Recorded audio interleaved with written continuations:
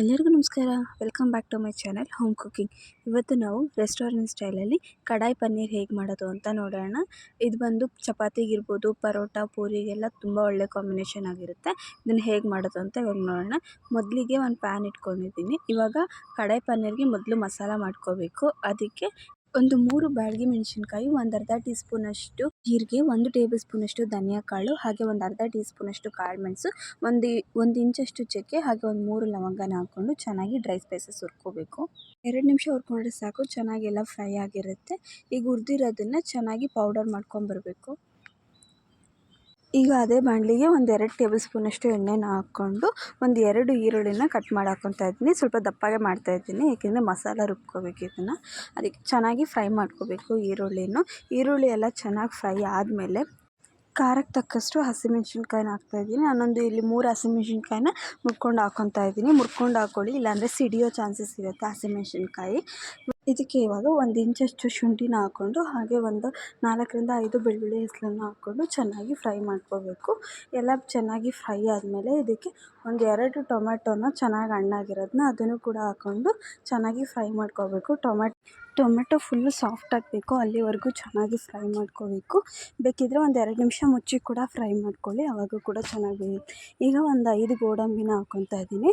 ಗೋಡಂಬಿ ಹಾಕ್ಕೊಳ್ಳೋದ್ರಿಂದ ಅದು creamy texture ಚೆನ್ನಾಗಿ ಬರುತ್ತೆ. ನಿಮ್ಗೇನಾದ್ರು ಗೋಡಂಬಿ ಇಷ್ಟ ಇಲ್ಲ ಅಂದರೆ ನೀವು ಲಾಸ್ಟಲ್ಲಿ ಕ್ರೀಮ್ ಕೂಡ ಹಾಕ್ಕೋಬೋದು.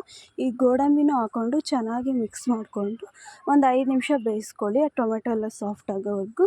ಇವಾಗ ಇದನ್ನು ಮಸಾಲ ರುಬ್ಕೊಬರಬೇಕು. ಆವಾಗಲೇ ನಾವು ಏನು ಫ್ರೈ ಮಸಾಲ ಮಾಡ್ಕೊಂಡಿದ್ವಿ ಅದಕ್ಕೆ ಇದನ್ನು ಹಾಕ್ಕೊಂಡು ಚೆನ್ನಾಗಿ ರುಬ್ಕೋಬೇಕು. ಇವಾಗ ಅದೇ ಬಾಣಲಿಗೆ ಒಂದು 2ರಿಂದ 2.5 ಸ್ಪೂನಷ್ಟು ಎಣ್ಣೆನ ಹಾಕ್ಕೊತಾ ಇದ್ದೀನಿ. ಈ ಎಣ್ಣೆ ಇಷ್ಟ ಇಲ್ಲ ಅಂದರೆ ನೀವು ಬೆಣ್ಣೆ ಕೂಡ ಹಾಕ್ಕೋಬೋದು, ಅದನ್ನು ಕೂಡ ಒಂದು 2 ಟೇಬಲ್ ಸ್ಪೂನಷ್ಟು ಹಾಕ್ಕೋಬೋದು. ಈಗ ಕ್ಯಾಪ್ಸಿಕಮ್ನ ಕ್ಯೂಬ್ಸಾಗಿ ಕಟ್ ಮಾಡ್ಕೊಂಡಿದ್ದೀನಿ, ಅದನ್ನು ಕೂಡ ಹಾಕ್ಕೊಂಡು ಚೆನ್ನಾಗಿ ಫ್ರೈ ಮಾಡ್ಕೋಬೇಕು. ಇದಕ್ಕೆ ಈರುಳ್ಳಿನೂ ಕೂಡ ಹೀಗೇ ಕ್ಯೂಬ್ಸಾಗಿ ಕಟ್ ಮಾಡಿಕೊಂಡು ಅದನ್ನು ಕೂಡ ಹಾಕ್ಕೊಂಡು ಫ್ರೈ ಮಾಡ್ಕೋಬೇಕು. ತುಂಬ ಜಾಸ್ತಿ ಬೇಯಿಸಬೇಕು ಅಂತೇನು ಅವಶ್ಯಕತೆ ಇಲ್ಲ, 2 ಕ್ರಂಚಿಯಾಗೇ ಇರಲಿ, ತುಂಬ ಬೇಯಿಸೋ ಅವಶ್ಯಕತೆಯೇ ಇಲ್ಲ. ಒಂದು 5 ನಿಮಿಷ ಹುರ್ಕೊಂಡ್ರೆ ಸಾಕಾಗುತ್ತೆ. ಇವಾಗ ಇದಕ್ಕೆ 1 ಟೀ ಸ್ಪೂನ್ ಆಗೋಷ್ಟು ಅಚ್ಚ ಖಾರದ ಪುಡಿನ ಹಾಕ್ಕೊತಾ ಇದ್ದೀವಿ. ಈ ಥರ ಎಣ್ಣೆಗೆ ಹಾಕ್ಕೊಳ್ಳೋದ್ರಿಂದ ಕಲರ್ ತುಂಬ ಚೆನ್ನಾಗಿ ಬರುತ್ತೆ. ನೀವು ಯಾವುದೇ ಫುಡ್ ಕಲರ್ ಎಲ್ಲ ಯೂಸ್ ಮಾಡೋ ಅವಶ್ಯಕತೆ ಇಲ್ಲ. ನಿಮಗೆ ರೆಸ್ಟೋರೆಂಟ್ ಸ್ಟೈಲ್ ಯಾವ ಥರ ಕಲರು ಫ್ಲೇವರ್ ಎಲ್ಲ ಇರುತ್ತೆ ಆ ಥರನೇ ಇವಾಗಲೂ ಕೂಡ ಕಲರ್ ಬರುತ್ತೆ, ಈ ಥರ ಎಣ್ಣೆಗೆ ಮೆಣಸಿನ್ಕಾಯಿ ಪುಡಿನ ಹಾಕ್ಕೊಳ್ಳೋದ್ರಿಂದ. ಇವಾಗ ಚೆನ್ನಾಗಿ ಹಾಕ್ಕೊಂಡು ಫ್ರೈ ಮಾಡಿಕೊಂಡು ನಾವು ಆವಾಗಲೇ ಏನು ರುಬ್ಕೊಂಡಿದ್ವಿ ಮಸಾಲ, ಆ 2 ಮಸಾಲ ಒಟ್ಟಿಗೆ ಹಾಕ್ಕೊಂಡು ರುಬ್ಕೊಂಡಿದ್ದೀನಿ ನೋಡಿ. ಈ ಥರ ತುಂಬ ನೈಸಾಗಿ ರುಬ್ಬಬೇಕು, ತರ್ತರಿಯಾಗಿ ರುಬ್ಬಾರ್ದು, ಫುಲ್ ನೈಸಾಗಿರಬೇಕು. ಆ ಮಸಾಲನೂ ಇದಕ್ಕೆ ಹಾಕ್ಕೊಂಡು ಚೆನ್ನಾಗಿ ಫ್ರೈ ಮಾಡ್ಕೋಬೇಕು. ಇವಾಗೇನು ಜಾಸ್ತಿ ಫ್ರೈ ಮಾಡೋ ಏನು ಅವಶ್ಯಕತೆ ಇಲ್ಲ, ಆಲ್ರೆಡಿ ಎಲ್ಲ ಮಸಾಲನ ಹುರ್ದು ಹಾಕ್ಕೊಳ್ಳೋದ್ರಿಂದ ಜಾಸ್ತಿ ಫ್ರೈ ಮಾಡೋ ಅವಶ್ಯಕತೆಯೇ ಇಲ್ಲ. ಇವಾಗ ಬೇಕಾದಷ್ಟು ಇದಕ್ಕೆ ನೀರು ಇಲ್ಲಿ ಮಿಕ್ಸಿ ಜಾರಲ್ಲಿರೋ ನೀರನ್ನೇ ನಾನು ಇದಕ್ಕೆ ಹಾಕ್ಕೊತಾ ಇದ್ದೀನಿ. ಒಂದು ಅರ್ಧ ಕಪ್ಪಷ್ಟು ನೀರು ಹಾಕ್ಕೊಂಡಿದ್ದೀನಿ, ಜಾಸ್ತಿ ನೀರು ಹಾಕ್ಕೋಬೇಡಿ, ಚೆನ್ನಾಗಿರಲ್ಲ. ಗ್ರೇವಿ ಸ್ವಲ್ಪ ಗಟ್ಟಿಯಾಗೇ ಇರಬೇಕು ಇದು. ಆಮೇಲೆ ಪನ್ನೀರ್ ಹಾಕಿದ್ಮೇಲೂ ಕೂಡ ಸ್ವಲ್ಪ ಗಟ್ಟಿ ಆಗುತ್ತೆ. ನೀವು ಅದಕ್ಕೆ ತುಂಬ ಜಾಸ್ತಿ ನೀರು ಹಾಕೋ ಅವಶ್ಯಕತೆ ಇಲ್ಲ, ಅದು ಸ್ವಲ್ಪ ಗಟ್ಟಿಗೆ ಕೂಡ ಇರಬೇಕು. ಈಗ ಅದಕ್ಕೆ ರುಚಿಗೆ ತಕ್ಕಷ್ಟು ಉಪ್ಪನ್ನ ಹಾಕ್ಕೋಬೇಕು. ಇವಾಗ ನೋಡಿ ನಾನು ಕನ್ಸಿಸ್ಟೆನ್ಸಿ ತೋರಿಸ್ತಾ ಇದ್ದೀನಿ, ನಾನು ಇಷ್ಟೇ ಮಾಡ್ಕೊಂಡಿರೋದು.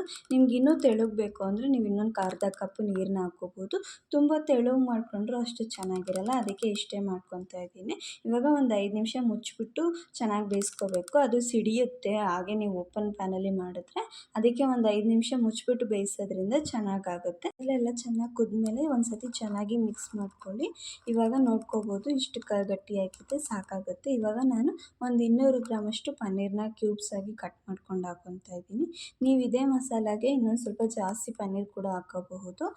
ನಾನಿಲ್ಲಿ 200 ಗ್ರಾಮಷ್ಟು ಪನ್ನೀರ್ ತೊಗೊಂಡಿದ್ದೀನಿ. ಅದನ್ನು ಹಾಕ್ಕೊಂಡು ಚೆನ್ನಾಗಿ ಮಿಕ್ಸ್ ಮಾಡ್ಕೋಬೇಕು. ಪನ್ನೀರನ್ನ ನೀವು ಫಸ್ಟೇ ಬೇಕಾದ್ರೂ ಎಣ್ಣೆಲಿ ಕರ್ಕೋಬೋದು, ಅದು ಕೂಡ ಚೆನ್ನಾಗಿರುತ್ತೆ. ಬಟ್ ಆ ಥರ ಮಾಡೋದ್ರಿಂದ ಸ್ವಲ್ಪ ಹಾರ್ಡ್ ಆಗುತ್ತೆ, ಬಟ್ ಟೇಸ್ಟು ಚೆನ್ನಾಗೇ ಇರುತ್ತೆ. ಈ ಥರನೂ ಮಾಡ್ಬೋದು, ಆ ಥರನೂ ಕೂಡ ಮಾಡ್ಕೋಬಹುದು, ನಿಮ್ಮ ಟೇಸ್ಟ್ ಹೇಗೆ ಬೇಕೋ ಹಾಗೆ. ನಿಮ್ಗೇನಾದ್ರು ರೆಸಿಪಿಗಳು ಇಷ್ಟ ಆಗ್ತಾರೆ ದಯವಿಟ್ಟು ಕಮೆಂಟ್ ಬಾಕ್ಸಲ್ಲಿ ತಿಳಿಸಿ, ಹಾಗೆ ಚಾನಲ್ನ ಸಬ್ಸ್ಕ್ರೈಬ್ ಮಾಡ್ಕೊಳ್ಳಿ. ನಿಮ್ಗೇನಾದರೂ ಬೇರೆ ರೆಸಿಪಿಗಳು ಬೇಕಿದ್ದರೆ ದಯವಿಟ್ಟು ಕಮೆಂಟ್ ಬಾಕ್ಸಲ್ಲಿ ನನಗೆ ಕಮೆಂಟ್ ಮಾಡಿ ತಿಳಿಸಿ. Thank you for watching.